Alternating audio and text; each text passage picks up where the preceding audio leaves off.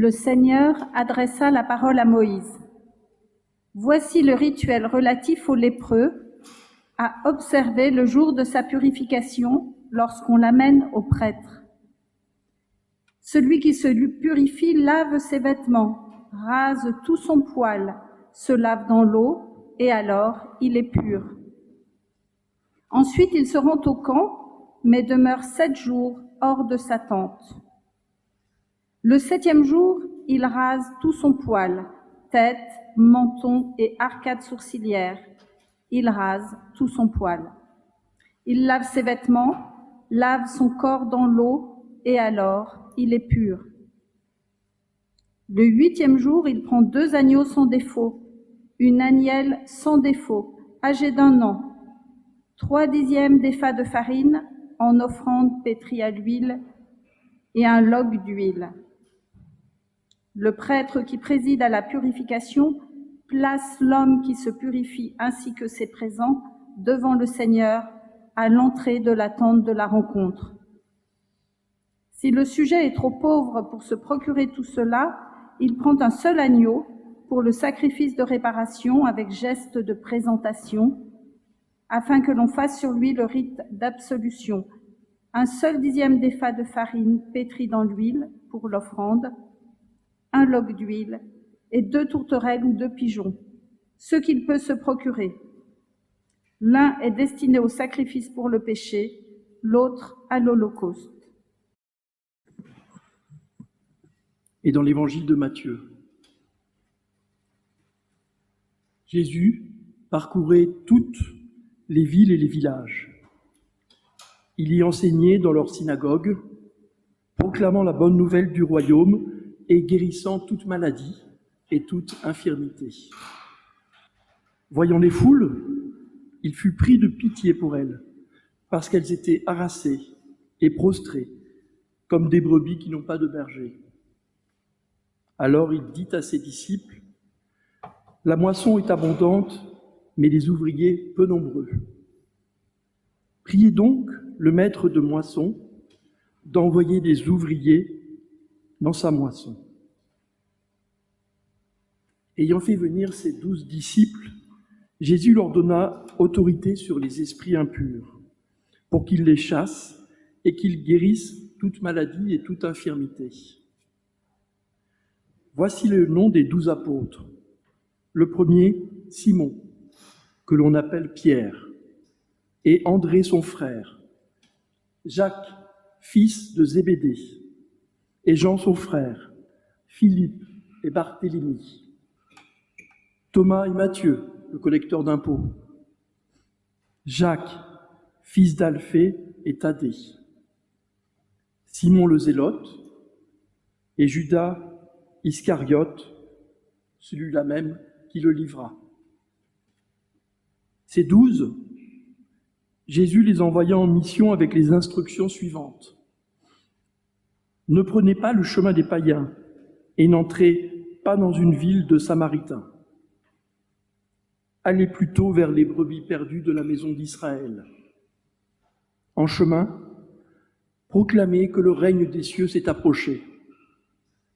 Guérissez les malades, ressuscitez les morts, purifiez les lépreux, chassez les démons.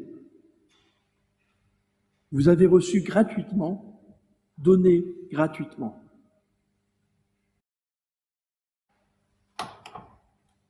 Voilà ce matin Jésus très actif et très préoccupé. Il se déplace de ville en village et prend soin des personnes qu'il rencontre par l'enseignement ou les guérisons. Il ne passe pas devant la misère, la maladie, le désarroi sans essayer d'y remédier.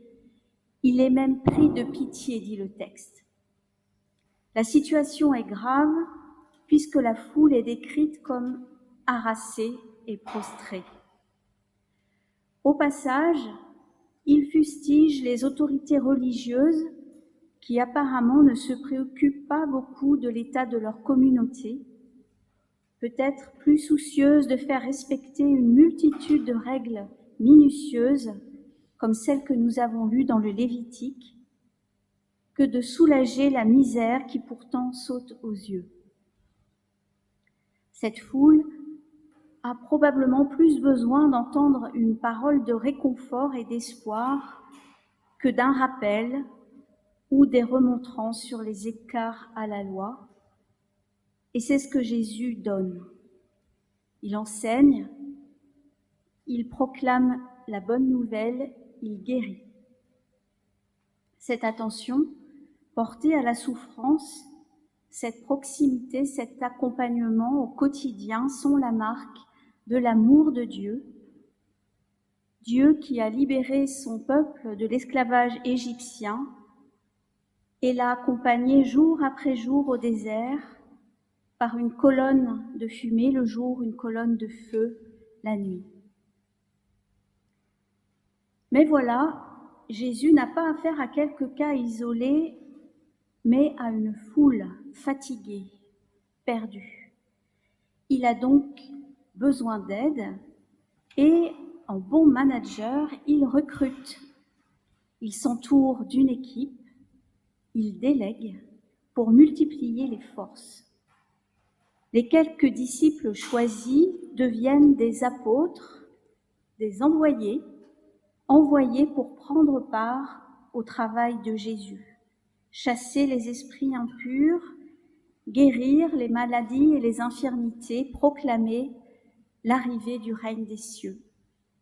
Quant à l'enseignement, ce sera pour un peu plus tard. Pour le reste, ils ont le même pouvoir et la même autorité que Jésus qui les leur a transmis. Jésus ne se contente pas d'appeler et d'envoyer en mission, il donne les moyens dont il dispose lui-même et qu'il partage.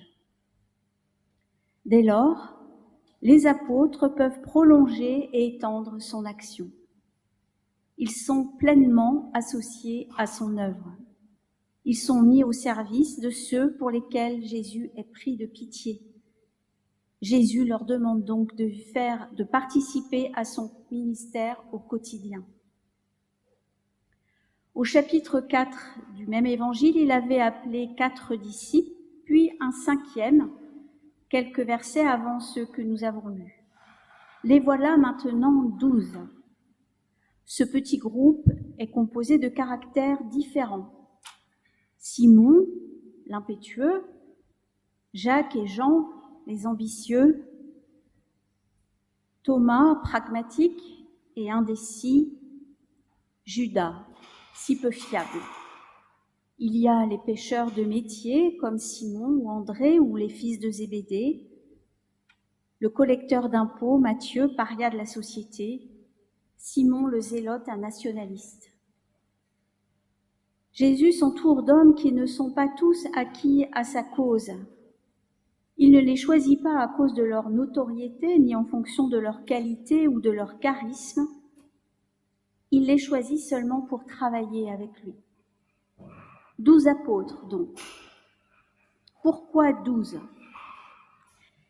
Il y a bien sûr un lien symbolique avec les 12 tribus d'Israël, mais le chiffre, les noms et pour certains les métiers soulignent la totalité, la globalité, la complémentarité.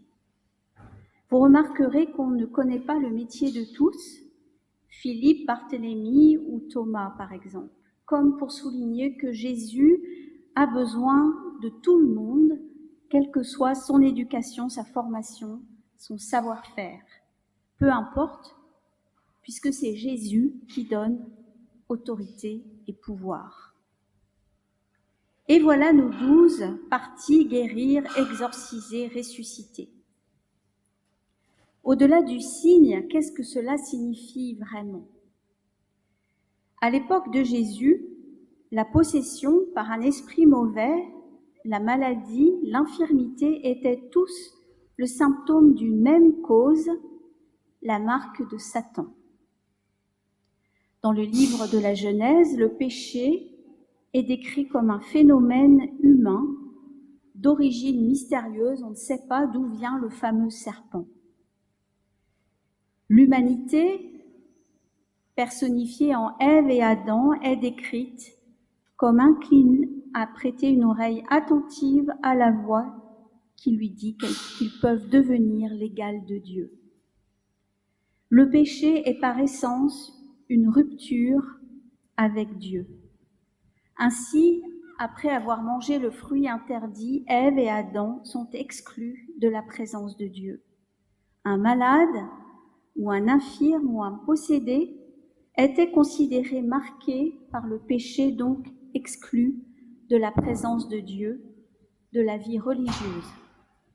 C'est pour cela que les rites de purification tels que nous avons lus pour la lèpre étaient si minutieux et si scrupuleusement vérifiés par les autorités religieuses. Au-delà du risque de contagion, il fallait vérifier que tout était bien net, réparé, rentré dans l'ordre, débarrassé du signe du péché, pour que la relation avec Dieu soit de nouveau possible. Toutes les règles à respecter, tous les rites à accomplir pouvaient conduire à la culpabilisation, au désespoir même, tant il était vraiment difficile de tout respecter à la lettre, donc d'être apte à la relation avec Dieu. Et cela a pu conduire à notre foule harassée et prostrée, conduite par un clergé tatillon. Donc, guérir ou exorciser ou ressusciter montre que le règne de Dieu s'est approché sans rite de purification, que Satan ou le péché n'ont plus de pouvoir sur l'humanité. Ces guérisons par Jésus ou ses envoyés sont le signe de la libération, de la grâce. C'est appuyer en actes la parole qui annonce que le royaume des cieux est bien là. Ces guérisons et exorcismes qui nous paraissent peut-être un peu exotiques aujourd'hui sont le signe que Dieu arrache l'humanité au pouvoir des ténèbres. Et contrairement au rite de purification, qui nécessitait la fourniture d'un animal à sacrifier plus ou moins gros selon les moyens de la personne à purifier, les guérisons ou exorcismes pratiqués par les apôtres sont gratuits. La grâce est gratuite. La réconciliation avec Dieu, comme le souligne Paul, est gratuite. Jean le Baptiste proclamait que Jésus est l'agneau de Dieu qui enlève le péché du monde. Il attestait ainsi que tout ce qui avait le pouvoir de séparer l'humanité de Dieu est effacé par le Christ. Cela ne signifie pas bien sûr que le péché a disparu. Les contemporains de Jésus le voyaient bien, nous le voyons bien toujours aujourd'hui. Cela signifie que malgré ce péché, l'humanité n'est pas séparée de Dieu, que rien n'empêche chacun, chacune d'être réconcilié avec Dieu. Les maladies, les infirmités, les possessions enlevées ne signifient pas qu'il n'y a plus de malades ou d'infirmes ou de possédés. Cela signifie que ces malades, ces infirmes, ces possédés ne sont pas séparés de Dieu. Au contraire, Dieu les voit, les prend en pitié, va à leur rencontre. Il s'approche d'eux alors qu'on voulait les éloigner jusqu'à purification complète. Ces phénomènes sont guéris, c'est-à-dire que l'impureté qu'ils étaient censés générer est effacée. Ils ne sont plus un obstacle à la relation avec Dieu. Il n'y a plus d'obstacle à la relation avec Dieu. Aujourd'hui, cette foule harassée et prostrée existe-t-elle? Cette foule manque-t-elle de bergers? Y a-t-il toujours besoin d'envoyer pour guérir, exorciser, proclamer la venue du règne de Dieu? Oui, à toutes ces questions, me semble-t-il. Pour la foule harassée, il me semble que nous recevons tous aujourd'hui beaucoup d'injonctions à atteindre un idéal. Des influenceurs délivrent des règles minutieuses de maquillage ou de tenue vestimentaire. D'autres nous disent comment avoir un corps parfait par une hygiène alimentaire rigoureuse et une pratique sportive assidue. Il y a aussi un impératif à être heureux et épanoui, et pour cela, si on se donne un peu de peine, il suffit d'adopter quelques techniques de bien-être. Tout cela pour atteindre une sorte de perfection qui s'approche, je trouve, de la pureté visée par les règles et sacrifices que nous avons évoqués. Dans quel but, je ne sais pas trop, mais nous sommes assaillis de codes et d'injonctions qui peuvent devenir culpabilisants. Quant aux bergers qui manquent, tout comme les autorités religieuses à l'époque de Jésus, nos clergés, quels qu'ils soient, ont été ou sont parfois bien décevants lorsqu'ils abusent de leur position pour imposer des relations sexuelles ou mettre sous emprise ceux qu'ils devraient accompagner, lorsqu'ils se fourvoient auprès d'hommes politiques, comme quelques pasteurs aux États-Unis ou le patriarche orthodoxe en Russie, lorsqu'ils oublient de dire l'amour de Dieu et bénissent des canons. Nous voyons aussi se multiplier les supposés gourous en tout genre, formateurs, guérisseurs, maîtres à penser, qui peuvent envoyer vers des voies de garage. Conclusion, oui, il y a toujours besoin d'envoyer pour guérir, soigner, nourrir de façon désintéressée. Oui, nous sommes toujours appelés, comme nous y exhorte Jésus, à prier pour que Dieu envoie ceux qui peuvent vraiment réconforter, encourager, accompagner, proclamer le royaume de Dieu. Nous avons aujourd'hui encore besoin d'envoyer, comme les apôtres, pour témoigner que rien ne sépare quiconque de l'amour de Dieu. Qui envoyer ? Eh bien, nous tous. Nous avons vu la diversité parmi les apôtres, les personnalités et les métiers sont variés, comme l'indique le texte. Si on ne se reconnaît pas en Pierre ou Thomas ou Matthieu, le silence sur le caractère ou le métier d'autres apôtres comme Philippe ou Thaddée ou Barthélemy laisse la place à tous. Et je vois ici la même diversité. Hommes et femmes, première nouveauté depuis les apôtres. Cheveux blancs et bruns et même des sans-cheveux. Peau claire ou colorée. Yeux ronds ou bridés. Hétérosexuels ou homosexuels, protestants de souche ou convertis, baptisés anciens ou de fraîche date, enseignants, médecins, postiers, maçons, infirmiers, kinés, scientifiques, littéraires, informaticiens, musiciens, bricoleurs de talent, jardiniers et même apprentis électriciens, on dirait une liste de Pentecôte. Ça en fait des compétences, des savoir-faire, des expériences, des convictions variées qui tous peuvent être mis au service d'un message. Dieu s'est approché. Message apporté lors des portes ouvertes, des études bibliques, des approfondissements théologiques, des cultes, des prières, des visites, des repas partagés, à l'entraide protestante, à la CIMAD, à lanterne accueil, au foyer de la Duchère, au travail, autour d'un café, dans la rue, etc. À tous ceux qui pensent être trop malades, pas assez croyants, trop infirmes, peut-être un peu trop possédés aussi, bref, indignes du regard de Dieu.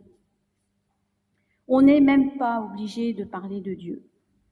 Il suffit de faire sentir que la personne à qui l'on s'adresse a de la valeur, de l'importance intrinsèquement.